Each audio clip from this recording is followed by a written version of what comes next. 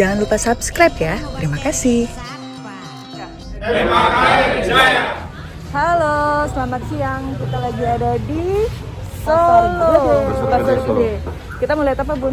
Kita mau minum cendol yang terkenal sama mau cari oleh-oleh khas Solo. Oke deh, ikutin ya. Dah.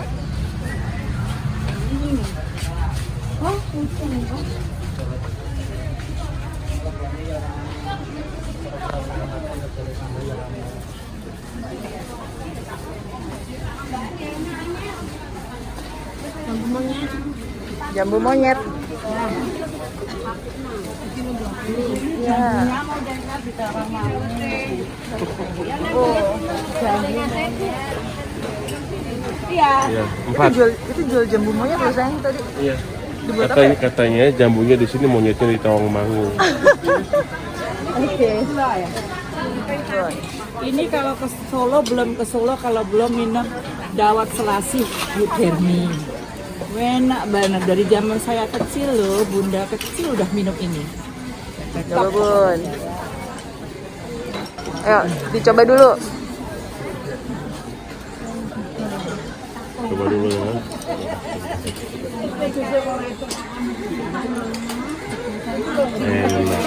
Enak dong. Pol Enak. Halo. Kita masih ada di Solo. Sekarang kita mau jalan-jalan ke Pasar Triwindu. Jadi di sini ada banyak keris-kerisnya. Nah, tetap aman, tetap sehat karena tetap ada protokol kesehatan ini. Tetap harus cuci tangan dan pakai masker. Tuh. Keren ya. Buat pecinta barang antik, barang kuno, pasti suka banget sih di sini. Cari apa aja ada. Nih, patung-patung, wayang, lampu, chandelier, banyak banget barang antik, dari baju, terus patung, lampu, terus juga ada nih, ada simbal, ada gelas piring apa sih. Nah, terus tadi juga ada foto-foto tua, ada wajan, ada semuanya ada.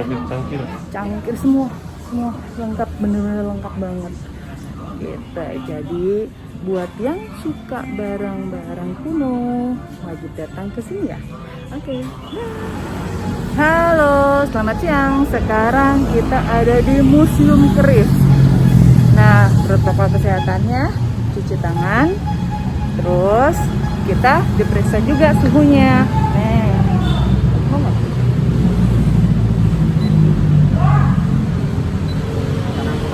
Oke, aman. Baru boleh lanjut.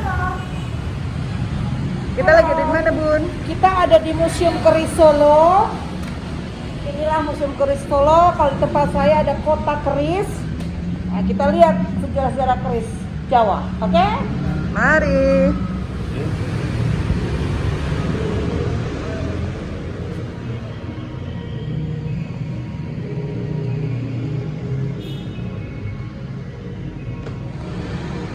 Nih, tampak dalamnya. Kita bayar tiket. Bayar tiketnya berapa? 7.500 per 7.500 orang dewasa. Oh, Keren banget. Jadi inspirasi buat kita. Kita sekarang udah di lantai 2. Di lantai 2 ini kita bisa lihat koleksi keris dan juga apa sih keris itu, ya kan? Jadi ada banyak keterangannya dan emang di sini kita bakal jadi kayak, oh, keris itu ternyata filosofinya dalam ya. Terus juga ada maksudnya, ada nilai yang luar biasa di setiap keris. Gitu. Lihat ya.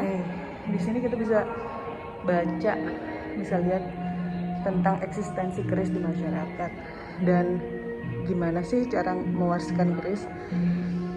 Nah, kalau jadi keris itu dianggap sebagai pusaka yang diturunkan dari orang tua ke anak. Jadi keris itu ada beberapa bagian.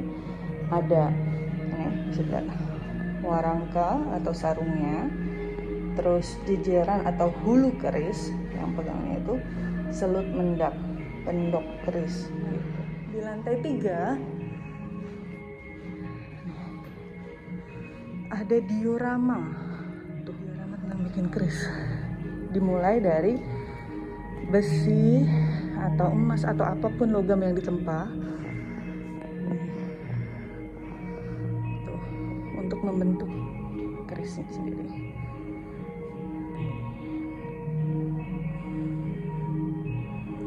Luar biasa ya. Terus kerisnya itu diasah.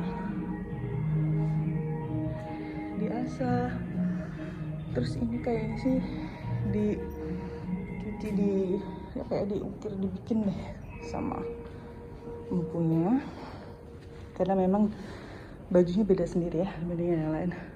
Terus ini ngebentuk gagangnya dan sarungnya. Nah, bisa dilihat ya. Oh, ini dia. Ada rangkaian sesaji pembuatan keris. Ada sajannya saat masuk, saat nipu. Ada macam-macam dan ada filosofinya juga pastinya. Ada pengunjung lain. Oke, gimana Mbak? Kesan-kesannya?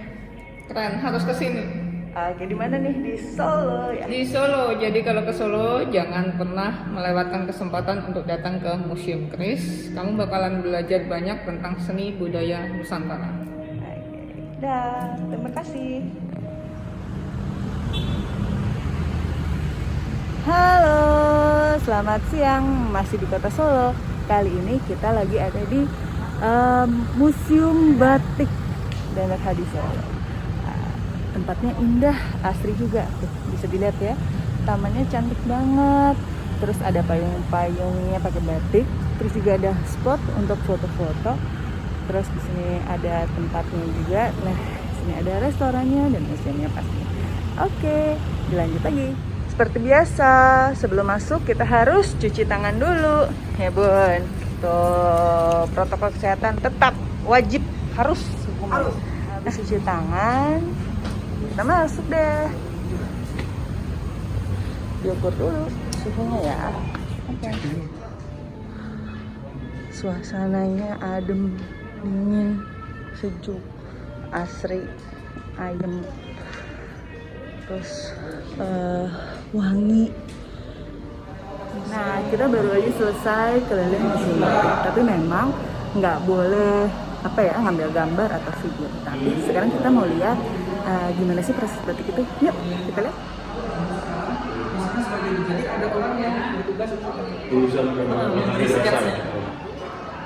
Ini apa Mas?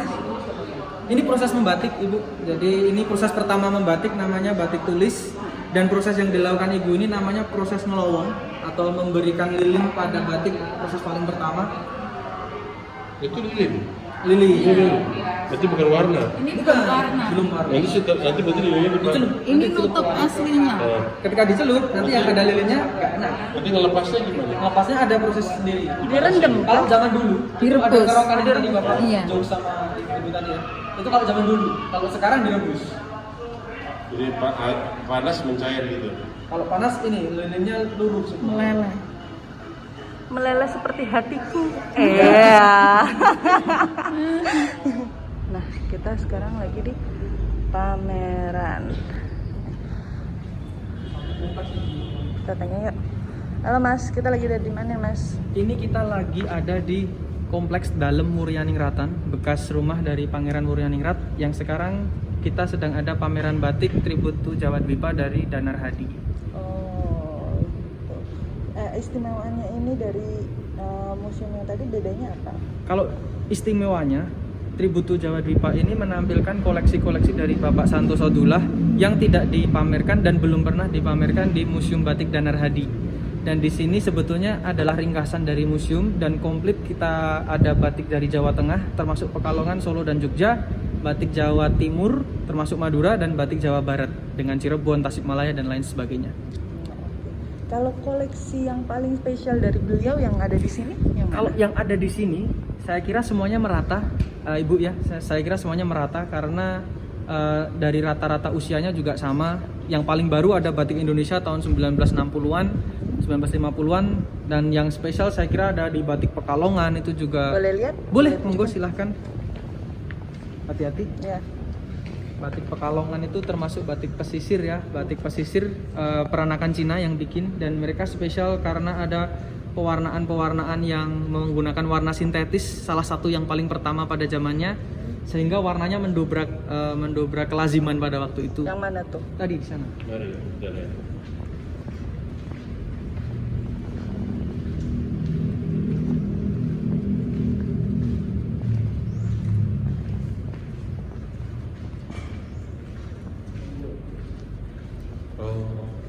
Nah ini batik Pekalongan ini kalau sekilas tampak seperti batik pesisir biasa, tapi kalau kita perhatikan kehalusan batik, kecilnya isen-isen atau isi-isi batik itu mereka sangat detail. Jadi kita lihat di dalam bunga-bunga dan hiasan-hiasannya itu masih ada titik-titik kecil. Nah itu spesialnya dari batik Cina peranakan ya. Begitu. Di sini juga ada batik Lasem yang terkenal dengan warna merah dan batik Tiga Negeri. Nah ini semua kebanyakan pengaruh dari peranakan batik Cina. Yang paling baru tadi yang mana, Mas? Kalau yang di era paling baru ada di batik Indonesia yang penggabungan antara batik pesisir dengan batik keraton yang warnanya digabung tadi. Kita di sebelah lihat sini ya. Bu, monggo.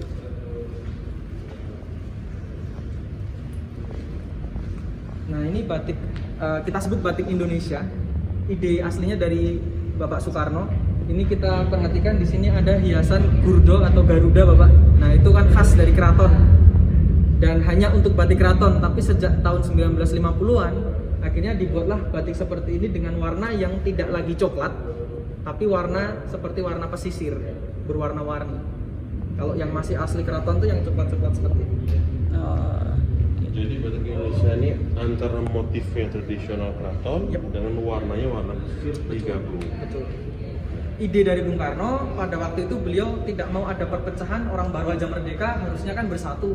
Segitu banget yang beliau Keren, memikirkannya. keren Akhirnya banget. beliau meminta tolong seniman-seniman batik terkenal pada waktu saat itu, Bintang Sudebyo, Gotik Swan dan lain sebagainya untuk membuatkan motif seperti ini. Jadilah seperti ini. Keren, keren banget. Kira-kira gimana kesan-kesannya setelah berkunjung ke sini? Hebat, luar biasa, dan mestinya nggak cuma hanya Solo dengan museum batiknya, mestinya kita di NTT juga mesti punya museum tenun yang sekelas ini. Keren. Oke. Nah, kita sekarang mau makan sate kambing Pak Manto. Bunda, kita mau makan apa? Halo, sekarang kita sudah ada di Pak Manto Sate Kambing dan Tengkleng. Yuk kita makan. Mari.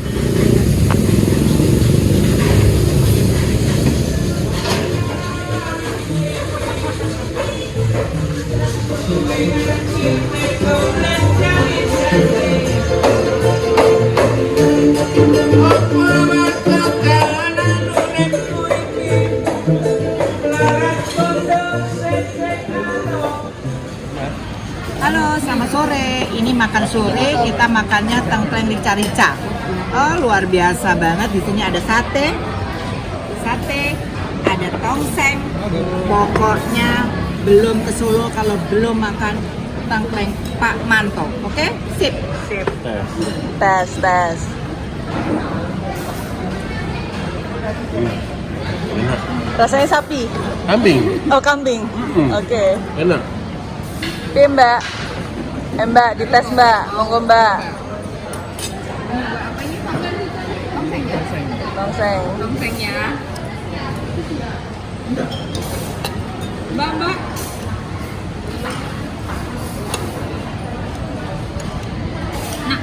Enak, maknyus. Ada di sini. Harus ke sini. Oke deh. Dah, Bunda.